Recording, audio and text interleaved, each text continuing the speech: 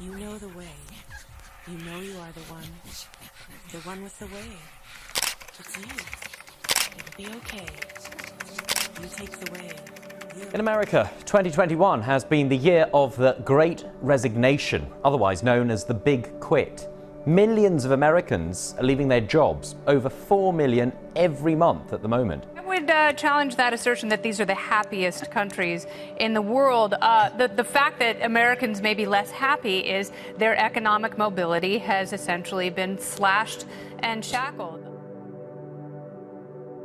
In a world where social and cultural constraints are being weakened, seemingly genuine and meaningful social progress expanded upon, how might we now understand power? How can we understand newer ideological, material, and economic relationships today? These are arguably the most prescient questions posed by contemporary cultural theory and philosophy. Byung-Chul Han, a South Korean-born German philosopher and theorist, offers some of the more interesting approaches to these questions. To touch on this, we have to establish the what is, the conditions and time of now, where these questions were asked. In a socioeconomic sense, this now being neoliberalism. I suppose for the sake of clarity, we need to delve into the history of this. Since the late 20th century, around the late 70s, the entire global economic approach shifted drastically from a more mediated capitalism, one where regulation, unionization, and collective bargaining were all relatively common in scale. Some countries emphasized the democratic or regulatory element of this mixed economy, and some stuck to a more austere, market-driven approach of a mixed economy. But the baseline approach to this capitalism was roughly similar across the West. This period of post-World War II capitalism is roughly known as a democratic mixed economy. Some call it simply mixed economy, some democratic mixed economy, but I think the democratic element here helps differentiate this period. The result of this, what economists call the Keynesian period in capitalism's history, was a much more even distribution, power of wealth that resulted in a creation of a new middle class and a focus on democracy not merely in political functions, but economic. This approach drastically changed around the late 70s. For simplicity, we often pin the timeline of this shift around the administrations of Reagan and Thatcher. From here on, unions were violently killed off. Yes, violently. Safety nets and regulations, be that environmental or financial, were slashed in favor of lower taxation for the rich and the largest asset holders. I highlight rich because the newer tax burden was placed on middle-income people, while corporate tax shrunk. For more comparison to highlight, the previous era in the 50s and 60s marked a corporate tax rate of around 50%, to today, where it sits at around a combined 21% in conjunction with state tax. This is where the term trickle-down economics got its material meaning. In theory, neoliberalism was supposed to be a return to an unfettered, radical, laissez-faire capitalism of the past. If the result of neoliberalism, a shrinking of worker control, democracy, increased wealth inequality, sounds bad to you, well, it's because it likely is according to your moral outlook on the world, and most people's at that. Yet, this isn't a moral description of neoliberalism I'm trying to make. Something that is a more top-down model of capitalism, something that lessens commons, forms of democracy, and ownership in the workforce. This is a literal description. For a few here, I'm going to throw a curveball. I will preface by saying everything stated so far is a more classic definition of neoliberalism, the logic therein, the ideological textbook definition. More presciently and accurately, contemporary theorists and economists have defined it a bit differently, which sees neoliberalism not necessarily as a subtraction of the state, but a positive merging and restructuring of it for a specific class. Essentially, raw classic neoliberalism for working people and mixed economy-based subsidization for large business. The state has the same welfare-like system, just not for working people. 2008 and 2020 in mind here. Okay, With the 21st century in mind, this is still the economic backdrop of today, and the very basis in which Byung-Chul Han is developing a newer avenue, a lens within critical theory. So, with this, we will be exploring these avenues primarily within the text of Psychopolitics and the Burnout Society. Psychopolitics, I find to be a more technical and theoretical approach to explaining the consequences of neoliberalism and the underpinnings of this very burnout society, as the text, the Burnout Society, leans more into the picturesque, tactile, cultural theory of today.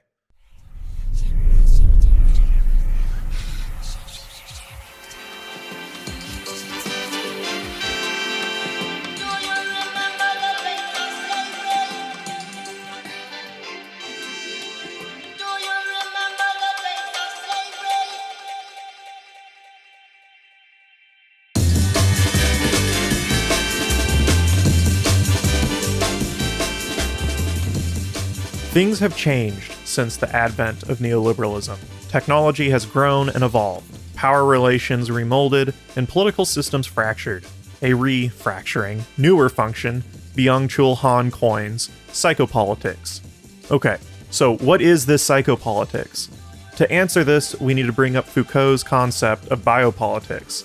Biopolitics, and even biopower, are often so simplified to the point of only really being half correct. Because of its comprehensive nature, it is fairly tough to simplify, but I'll attempt to do so in conjunction with how Han uses it in his developmental idea of psychopolitics. Simply put, in line with Nietzsche, or later critical theorist, Foucault saw modernity, a modern society, as something that hinged upon newer modes of power and domination. With the rise of liberalism, we are no longer under a sovereign, a king, a hierarchy directly controlling our day-to-day lives. We are, in a sense, more free, according to this narrative. Via its tenets of progress, liberalism necessitated an increase in production, but by taking it out of the hands of a sovereign and into market functions. Rationale, the scientific method, its sociological implications have led to stark categorization, never seen before in history. Our necessity to understand that grew from the Enlightenment. And in the case of biopolitics, a categorization, a set of norms that were ideologically developed from this desire to understand. Things like newer subjective ideals of bodies and our extreme concern with statistics regarding biological functions, death rates, birth rates, all biological categorization. In sorts, liberalism necessitates hypercategorization, categories that then ideologically devolve into cultural and moral ideals. Slim, not fat, straight, not gay, healthy, not sick. When these ideals aren't historically universal or concrete at all, they're subjective with large implications for people that deviate. We can use this approach to understand things like racism, sexism, and homophobia.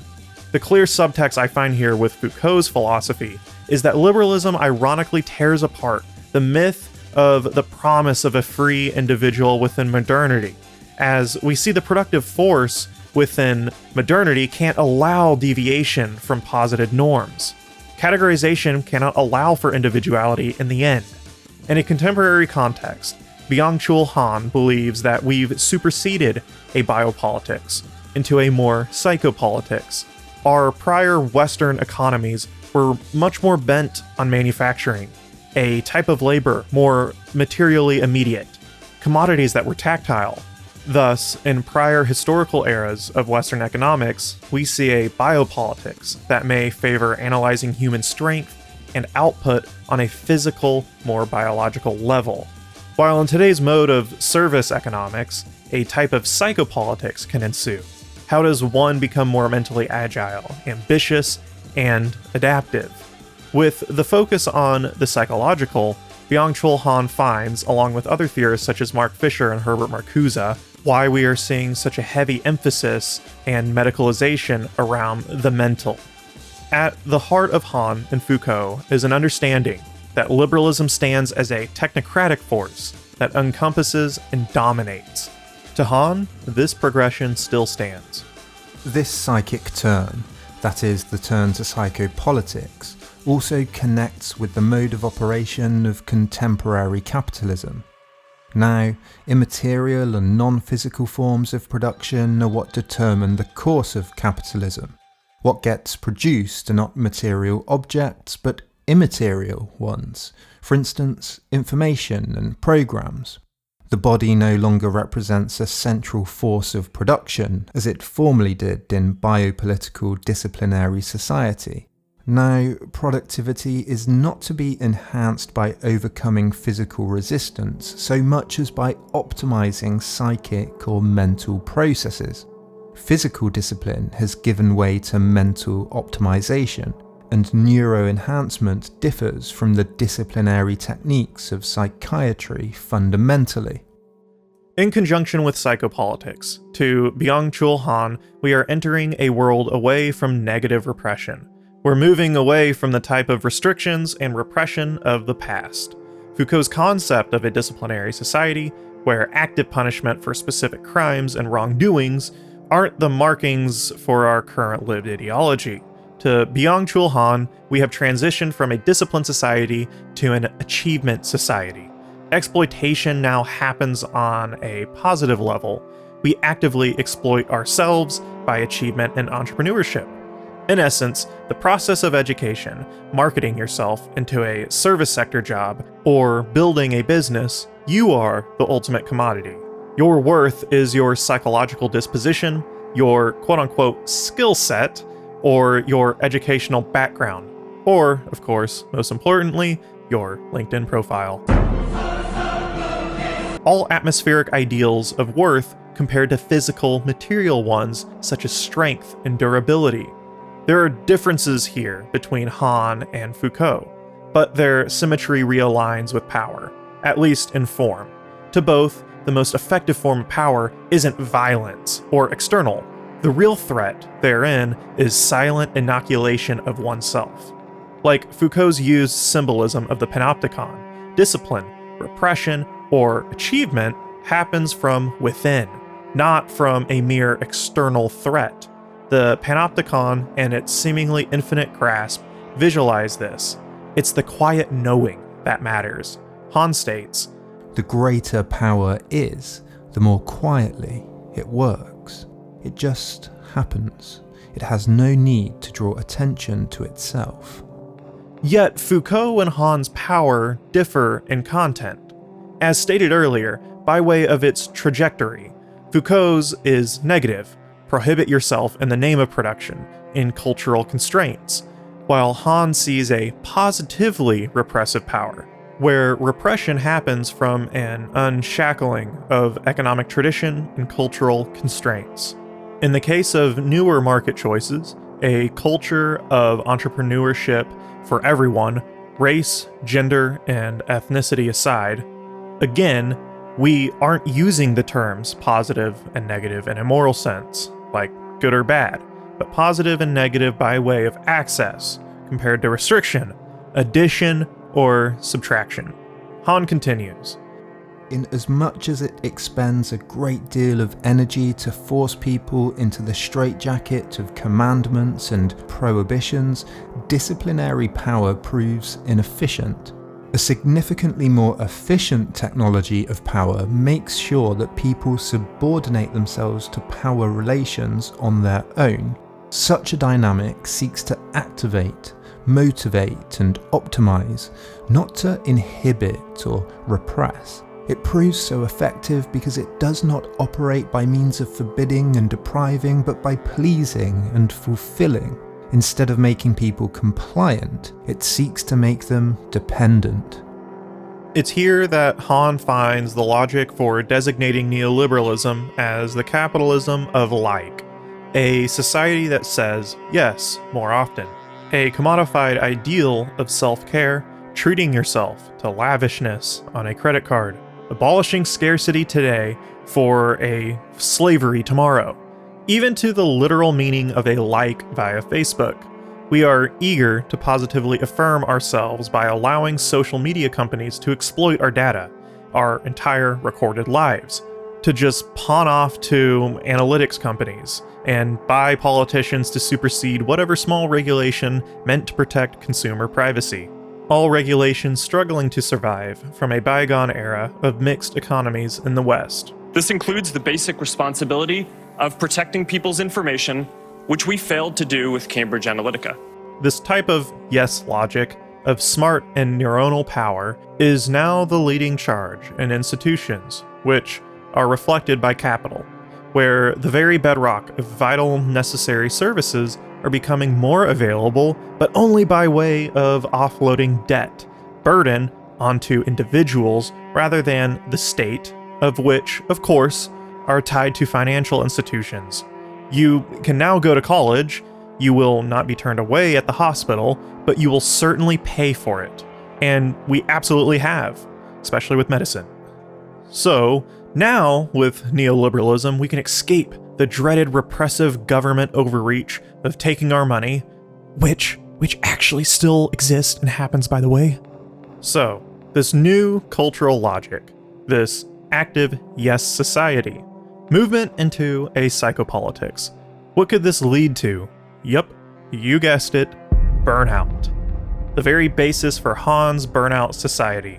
Burnout fits Han's logic of psychopolitics, of a yes and like culture, because burnout is primarily a positive phenomenon, an overflow, and an excess of activity and stimuli. The Burnout Society overlaps with psychopolitics once more, as today's main case of burnout is psychological and even emotional. Physical labor and exhaustion can passively mend themselves, but psychological overload stands to be a much more difficult phenomenon to deal with. We work longer hours for less average purchasing power, but most of all, the bounds of work and life have been completely erased. Life outside of work, culture, rituals, all in the same way, lead us back to work. Our devices, small or large, mirror capability. You can work from your phone, laptop, or desktop. Thus, you are permanently tied to it, tied to a sameness of capability, the lack of any difference of restriction among your devices. Your hobbies often hinge on monetization. Don't ask me how I know this. This video is brought to you by Patreon. Please give me your money. Seriously, give me your fucking money. Things like advertising are everywhere. It's more multivariate, complex, and aware of itself and its shortcomings. But most of all, there's simply more of it. In the 21st century, we are dealing with something within the realm of mental health here. But the actual scary thing Han highlights is the logical or almost metaphysical mountain we are up against. Why finding not only absolute cures, or at best stopping mental health woes in the first place, is such a daunting task. From a pathological standpoint, the incipient 21st century is determined neither by bacteria nor by viruses, but by neurons. Neurological illnesses such as depression, attention deficit hyperactivity disorder, ADHD, borderline personality disorder, BPD, and burnout syndrome mark the landscape of pathology at the beginning of the 21st century. They're not infections, but infractions. They do not follow from the negativity of what is immunologically foreign, but from an excess of positivity. Therefore, they elude all technologies and techniques that seek to combat what is alien. The issue is that we are dealing with newer positive excess here, not immunological subtractions, and exterior deterioration of health via viruses and bacteria is much more understood than mere burnout. So there's some heavy subtext and implications here. I find what makes this dilemma extremely interesting and ironically disturbing is that the most insurmountable historical solutions to many systemic problems not yet achieved, such as overthrowing capital, reaching a new revolutionary epoch, or another type of industrial revolution, doesn't necessarily contend with the pathology of excess. History thus far has been primarily marked with negative phenomenon, repression, disciplinary social relations, and drastic material scarcity. With contemporary theory, and within Byung-Chul Han, there is another theoretical implication. With critical philosophy, we almost always have to contend with Marx's concept of alienation. As presciently descriptive as it is of the reality encompassing modern subjects, positivity really starts to challenge the notion of Marx's alienation in today's world. For so many, in entrepreneurial society, the logic of ownership of one's labor is often realized in many ways for many different people. Many have at least a similar type of ownership that Marx claimed was missing in industrial society. While the division of labor that separated and isolated types of creation still exist, many in today's service-based economy are more responsible for creative endeavors than, say, a manufacturing line worker. Their labor is less divided. Yet, despite this, excess positivity creates a newer type of alienation, or at the least, minimum, a realization that even though I may technically come to own my labor, I still feel outside of it. There seems to be a new dilemma. The concept of ownership within social society may be too individualistic in accordance to Marx's definition. Even though I might control my labor, it doesn't mean I'm free of it, free of the necessity of external society. I still need other people to access my labor, my art, my product, my service. Even though I technically control my labor, it doesn't mean that my labor or myself is in an unalienated state.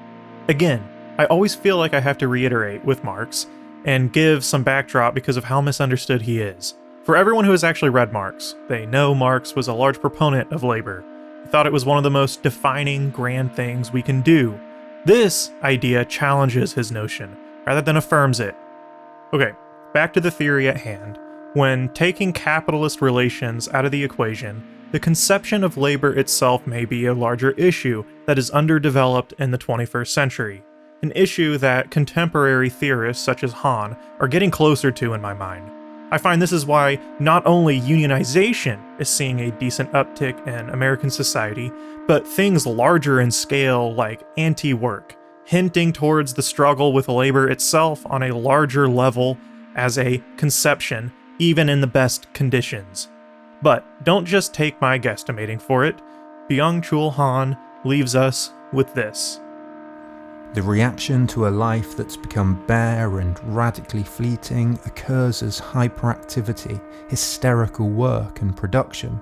The acceleration of contemporary life also plays a role in this lack of being. The society of labouring and achievement is not a free society. It generates new constraints. Ultimately, the dialectic of master and slave does not yield a society where everyone is free and capable of leisure too.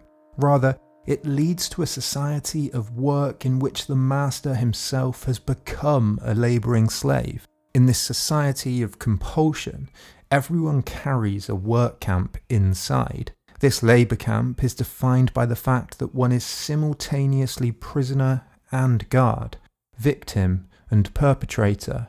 One exploits oneself. It means that exploitation is possible even without domination.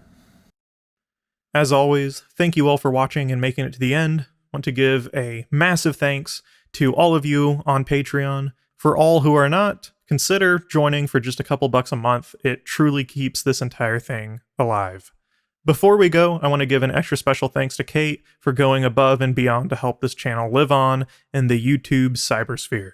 Thanks so much. For everyone else, until next time, I'll see you then.